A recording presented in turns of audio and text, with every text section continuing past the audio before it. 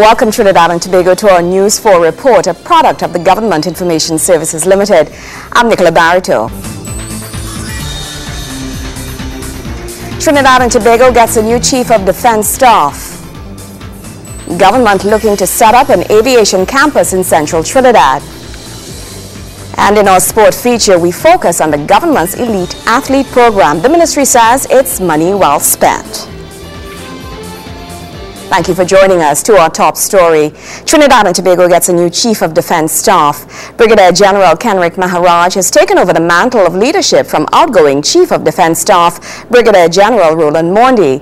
The outgoing chief has served the Trinidad and Tobago Defense Force for over 30 years. Verna Barrett tells us more in this report. Brigadier General Kenrick Maharaj was appointed this country's new Chief of Defense Staff. Brigadier Maharaj was formally handed the baton from outgoing Chief of Defense Staff, Brigadier General Roland Mondi. Speaking on the occasion of the handover parade for the Chief of Defense Staff was President of the Republic, His Excellency Professor George Maxwell Richards. Professor Maxwell Richards says he's confident that Brigadier Maharaj is capable of maintaining the high standards that are already set in the Defense Force. When I consider the details of the training and experience, including international exposure, gained by this officer over the more than 33 years of service in the force, I have no doubt whatever that he is capable of maintaining the high standards that have been set and even taking them to a higher level. His Excellency is also announcing that there needs to be more attention paid to the human resource aspect of the Defense Force. He says after military personnel have completed their service, they should return to civilian life as role models to society. Human resource development in the Defense Force must be a priority. Having completed their assignments in the military, these men and women who have placed their lives on the line in the course of their duties should be well placed to return to civilian life as exemplars, bringing with them, among other things, the discipline that would have been a necessary part of their lives in the force. Professor Maxwell Richards says the military in Trinidad and Tobago should be one of the careers in this country which attracts young persons. Quite apart from enabling its members to acquire skills relative to their functions, I believe that the military must be an entity which is attractive to young men and women as a professional career. Brigadier General Kenrick Maharaj, who spoke at the event, pledged his commitment to the dedicated service and delivery to the state. I personally pledge my profound commitment to build on the past successes of Brigadier Mondi and all of our former Chiefs of Defense Staff who have given so honorably and faithfully to this force and to our beloved country. I will continue to lead an institution that will deliver to this country the best of human and material resources. I will continue to deliver to the state a military organization defined by its core values of courage, loyalty, integrity, mutual respect and discipline. Verna Barrett, News 4. We take a break, but when we come back, a scabies scare at the Arepo Detention Center is brought under control.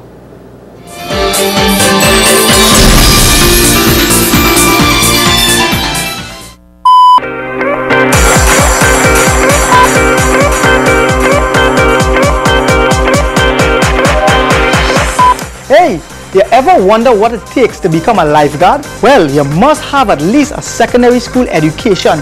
You must be fit and able to lift your own body weight or at least 100 pounds. And of course, you must be able to swim and pass an evaluation. Once you can do that, you then enter the 5-month training program where you will be taught self-survival skills, casualty recognition, rescue skills, first aid and CPR, and search and rescue patterns.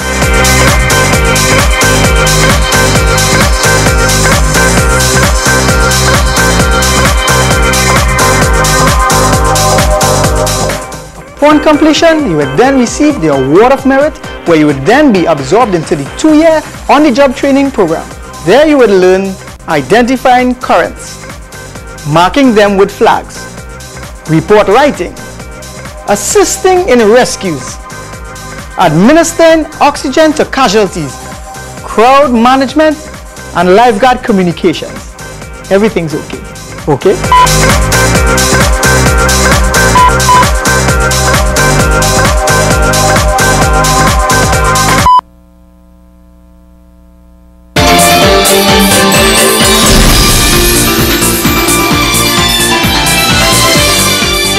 Welcome back. The Immigration Center at Aripo has been sprayed and fumigated to stop a possible outbreak of scabies after 2 detainees were diagnosed with the skin disease.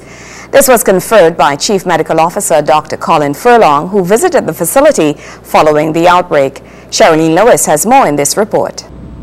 Efforts are ongoing to prevent the spread of scabies at the Immigration Detention Center in Arima following reports of an outbreak. This according to Acting Chief Medical Officer Dr. Colin Furlong, who visited the center on the advice of Health Minister Dr. Fuad Khan. Dr. Furlong said the center has been sprayed and fumigated. Scabies may well be a serious thing if it occurs in an uncontrollable fashion in any detention center historically and potentially. So he thought it was most important that the Ministry of Health intervene actively, and as a result he asked me to come up and look into the matter this morning. I've had the opportunity to speak to the medical staff here as well as the administrative staff. It clearly has been a problem, but it's a very minimal problem, and I think the staff here has done well in controlling it. Manager at the center, Winston Lopez, confirmed there were only 2 detainees with scabies. There's a minor outbreak of the scabies. Only 2 detainees have been diagnosed as having the disease, and we are very pleased for the quick response from the ministry. As you know, day before yesterday, we had a spraying operation and fumigation, and this is going to be repeated in the next 3 months, as advised by the CMO. Dr. Furlong said apart from the 2 detainees who were diagnosed with the skin disease, a few others had skin rashes. We'll be monitoring the situation because the dynamics in this situation may change.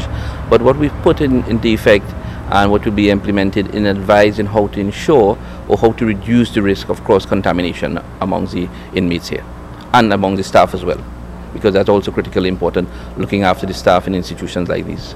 Scabies is a contagious skin infection that occurs among humans and other animals.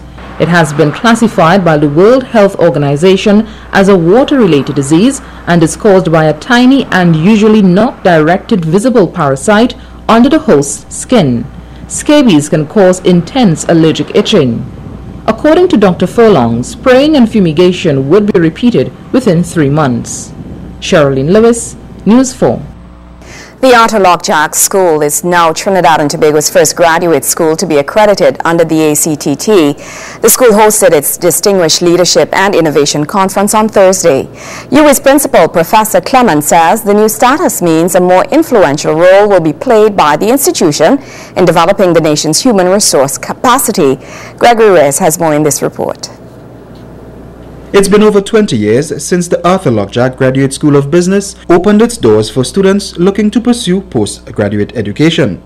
The school, which boasts of having educated some of the country's top businessmen and women, had the achievement of becoming accredited under the ACTT to celebrate. The accreditation comes after the school joined forces with the University of the West Indies and is now an extension of the St. Augustine campus. Speaking at the school's annual Distinguished Leadership and Innovation Conference, Principal and Pro-Vice-Chancellor of the University of the West Indies, St. Augustine, Professor Clement Sankat, commended the achievement of accreditation as something to be widely celebrated. Ladies and gentlemen, the regional Uruguay and its associated institutions like this business school are committed to providing intellectual leadership in the service of development for Trinidad and Tobago and our wider region. This is part of our mandate and our mission as a university. To this end, it is always a pleasure for us to promote opportunities for dialogue and debate and to demonstrate to the wider community the important nexus between scholarship, research, innovation and development, and the value of this for the contribution to wider society. The event, which also coincides with the school's 10th anniversary since holding its annual conference series, has generated wide interest from businessmen in society, something the Pro-Vice Chancellor sees as transformational to society. My hope, Mr. Gladwell, is that this visit and this experience that you've gathered here in your time in Trinidad and at Uruguay will be one that will allow you, will be one that will encourage you to come back to our region and to visit all our 4 campuses of our University of West Indies. Founding director of the school, Arthur Lovejoy, said that the school has responded to the changing demands in the business market globally, providing the needed skills for businessmen transitioning into becoming entrepreneurs.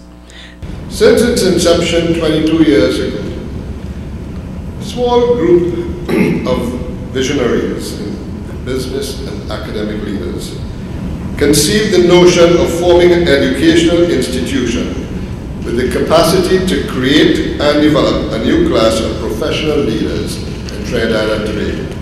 This year's conference featured Canadian journalist and author of the popular New Yorker magazine, Malcolm Gladwell, as its main speaker. We take a break. When News 4 continues, government proposes an aviation campus for Central Trinidad. Stay with us.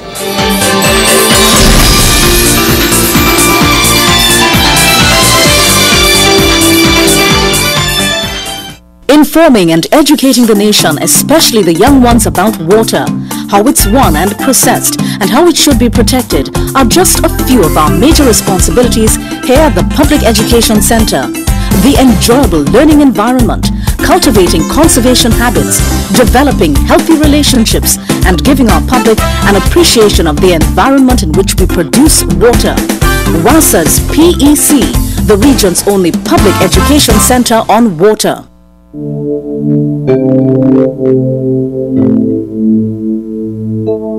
Carjacking has become very prevalent in recent times.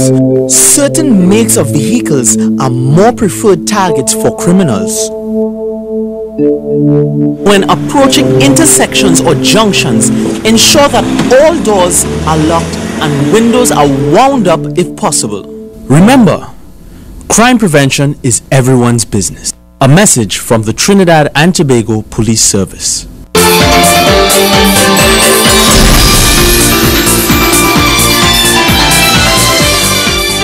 Welcome back. With plans by Caribbean Airlines to resume services to the United Kingdom, comes word that government is looking to establish an aviation school at Camden in Couva. Tertiary Education Minister Senator Fazil Karim made the announcement, saying talks with the relevant aviation authorities have begun. John Victor has more. Plans to establish an aviation school in Trinidad and Tobago are said to be in the pipeline. The move will assist in facilitating repairs and providing services to the Caribbean Airlines fleet, which is expected to be expanded by June this year. The airline, I'm advised, should be acquiring 2 767s, and in the future they also have intentions to acquire 777s. What does that mean as well for the aviation sector in Trinidad and Tobago? And we cannot afford, as the Ministry of Science, Technology and Tertiary Education, in terms of providing the human capacity. We cannot wait for these aircrafts to come, and we say, well, we have a need for mechanics or avionic technicians and so on.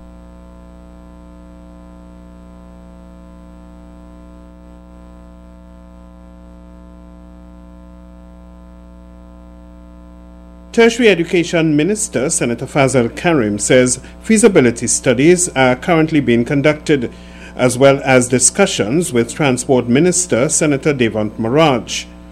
The Tertiary Education Minister added that talks with personnel from international aviation bodies have commenced.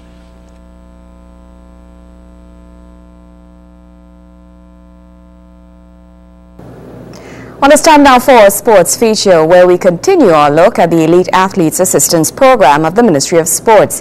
And as Wayne Cunningham tells us in an in-depth interview with the ministry's Permanent Secretary Ashwin Creed, the investment has been paying dividends. Since its inception in 2004, the Ministry of Sports Elite Athletes Assistance Program is continuously evolving and has now grown to include more disciplines, even those which fall outside the Olympic realm. The discipline that really has the largest portion of the take really is track and field. Aquatics, cycling, tennis, table tennis, taekwondo, boxing, now cricket, because again we have made it more flexible now to include team sport, and also sports that fall outside the Olympic banner. Mr. Creed is himself a highly successful athletics coach, and he enlightened us on the areas where the funding is mostly used. The first thing comes to mind really is the coaching aspect of it. Athletes have to pay their coaches, particularly athletes who are campaigning abroad, right? And you know, some of these coaches are not cheap, right? For example, you know, Richard Thompson just changed his base to HSI, right? He's been coached by John Smith now, right? And John Smith is not a cheap coach. Yeah, he's the top coach in the business. One of the top coaches in the business. You have Kellyanne, who's campaigning in Orlando, again, right? So they have their coaches. In some cases, they also pay their trainers separately. It is not just on the field or on the track expenses. Those are the tip of the iceberg. They must have, on a regular basis, massage therapists and physiotherapy, because you have to look at the recovery aspect of the sport, right? You can't be training hard every day, right? And they need to do recovery. They do pool work. You may need to pay to go to the pool, right? Certainly travel, right? Sometimes it depends on where they live as opposed to where the facility is, right? Certainly nutrition. The most athletes are much more mindful and cognizant now of what they eat, right? So they have special nutritionists that work with them. The mental aspect of the sport also has to be covered. Some athletes may have sports psychologists working with them. What we have done as a ministry though is that, you know, over the last 3 years we have engaged Dr. Margaret Otley. I don't know if you're probably familiar with her. Yes. And her team, right? I think Sankofe is the name is the name of her company, right? And these are leading sports psychologists that work with USA Track and Field and work with the SOC, the United States Olympic Committee. She's a Trinidadian whom I met some years ago at the World Juniors, and she had demonstrated her interest to work with Trinidad. No, I mean, if she's recognized by the SOC and USA Track and Field, right? Who's Trinidad and Tobago? She lived up to that promise, and she was able to execute a program over the last 3 years, training a lot of our trainers and coaches and so on, and other interested parties in the whole question of sports psychology. In tomorrow's Sportscast, we track the success of the Elite Athletes Assistance Program and discuss the medal prospects for London 2012 with Mr. Creed. Wayne Cunningham, News 4 Sports. We take a break. We'll be right back.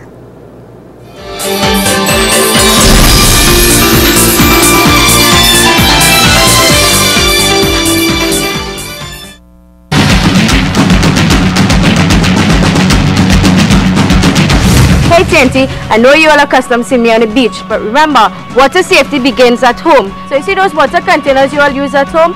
Things like mop buckets, tubs, wash buckets, those kind of stuff. Make sure you empty it properly and secure it after use. And you know those water containers where we store water in? Make sure you cover and secure properly after use. So little babies and toddlers, don't get into it now. You know what could happen. Those of you who have swimming pools at home, make sure it's properly fenced. And you know, everybody have an inflatable pool at home. When you finish with it, empty the water out and deflate it. Hey, you see them fish tanks we have in the yard? Be sure and get a strong wire mesh and cover it properly.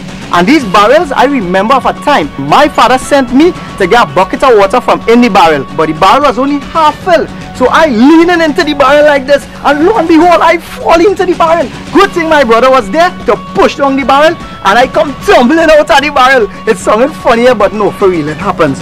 So let's be sure to secure the barrels properly. And remember, water safety begins at home.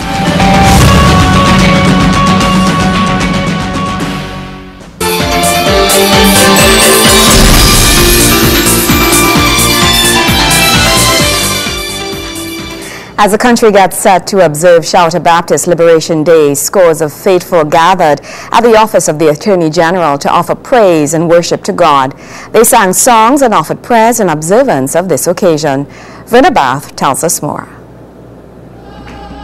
Attorney General Annan Logan is advising the Baptist community to let their concerns be known as it relates to the freedom to practice their religion in Trinidad and Tobago. He was speaking at Spiritual Baptist Day celebrations at his office, where scores of Baptists gathered for a time of prayer, worship, and celebrations. I wish to invite today submissions from the Baptist community and the elders and leaders of the Baptist faith to make submissions to the Law Reform Commission of Trinidad and Tobago through the Office of the Attorney General as to those laws which you feel are repugnant and offensive to the practice of your faith, so that we can review them consistent with modern times and the freedom of expression that the Constitution guarantees to each and every citizen to freely worship the God of their choice in the manner that they choose, so that it is pleasing to you.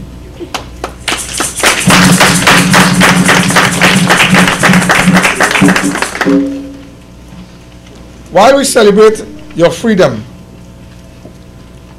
there is still much need for education. That is why we've started this series in the Ministry of the Attorney General, where we celebrate all of the major events on the religious and social calendar of all of the groups of Trinidad and Tobago, something that has not been done before. Last year we had the Honorable Senator Mbao Mohini, who brought who delivered an educational and informative lecture which helped to bridge the divide of ignorance. Adrian Logan says for too long has the Baptist community suffered oppression in this country. He adds that even from the very early years, the Shouter Baptist faith has had tremendous challenges. The spiritual Baptist religion has had a very difficult and very tormented history in Trinidad and Tobago. From the years 1917 until 1951, the spiritual and Shouter Baptist faith was officially banned in Trinidad and Tobago. The colonial government started that ban, and it continued even when we attained independent self-governance in 1956. The Attorney General also commended the Baptist community for their patriotism in spite of their struggles through the years. I pay special attention and special recognition to a faith that has struggled for recognition. Yet all through their struggles, they held the interests of Trinidad and Tobago at the core of their battle with all of the colonial authorities and subsequently in the post-colonial era. Today that faith helps the state to fight other battles, those of high crime and social ills which permeate our communities. Look around where the police and all those fancy anti-crime and social programs are failing. The spiritual Baptist churches, where they are thriving, you will notice that there's a sense of rejuvenation and spirit about the people. Also addressing the celebrations was Senior Spiritual Sister in the Faith, Ms. Agatha Carrington, who says there are still challenges which need to be overcome. She also encouraged the Baptist community to stand firm and unwavering in their faith. We must always recall and remind ourselves of the immense contribution which has been made and is being made by our elders of the faith. But we as present-day spiritual Baptist practitioners are benefiting from the shade of the trees planted many years ago. Trees planted by persons like Archbishop Monica Ramdu, Archbishop Peters, Archbishop Moraine, and many others who have created for us a secure future. We wish to celebrate them for their inestimable contribution. Today, even though we have progressed as a faith, there's much more to be accomplished. And so the theme, Transcending Boundaries, continues and will continue for us as a faith. Because the mere fact that we speak of transcending boundaries presupposes that there are boundaries. Indeed, there are boundaries in organizations, in societies, in island states like ours. Indeed, there are lines drawn in society, or any organization for that matter. And so as a faith, therefore, we need to transcend those boundaries, or even respect them, or acknowledge them. Verna Barath, News 4. And that's how we wrap up this edition of our News 4 report. Tomorrow is Spiritual Shouter Baptist Liberation Day, and we join all of Trinidad and Tobago in celebration. Now here's an invitation to join us every weekday right here on GISL News 4. I'm Nicola Barito. Do have yourself a wonderful evening. Goodbye.